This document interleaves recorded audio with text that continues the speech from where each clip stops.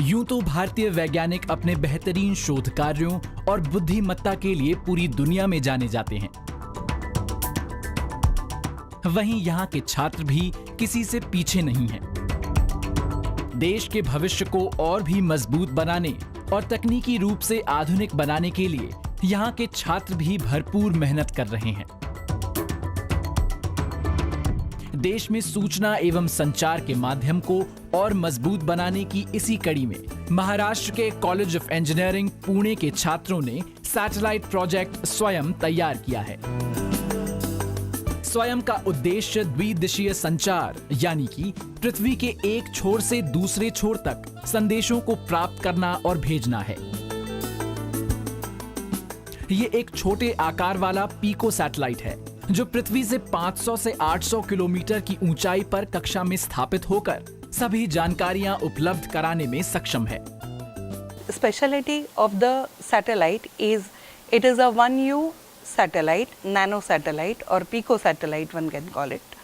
In 10 centimeter by 10 centimeter by 10 centimeter cube, all 5 subsystems are integrated completely, and it is a completely self-sufficient satellite in the sense that it contains power which is required for running the satellite.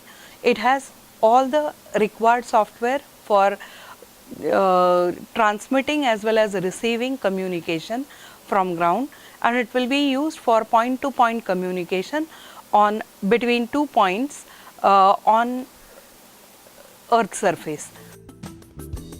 Half duplex communication payload वाले इस satellite में functional ground station भी तैयार किया गया है जिससे radio satellite को भी ट्रैक किया जा सकेगा। क्यूब आकार वाले इस सैटेलाइट का वजन 1 किलोग्राम है। तकनीकी रूप से इस सैटेलाइट को बेहतर बनाने के लिए शोधकर्ताओं की टीम ने एक कुशल पैसिव स्टेबलाइजेशन सिस्टम तैयार किया है जो कि हिस्टेरेसिस रॉड्स और मैग्नेट की मदद से पर्याप्त ऊर्जा आपूर्ति के साथ सैटेलाइट को स्थायी रखता है। सितंबर 2014 में इसरो द्वारा स्वीकृति मिलने के बाद इस सैटेलाइट को ISAC बैंगलोर की निगरानी में विकसित किया गया है।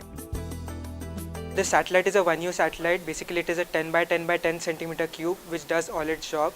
So the scientific objective of this satellite is passive attitude control stabilization.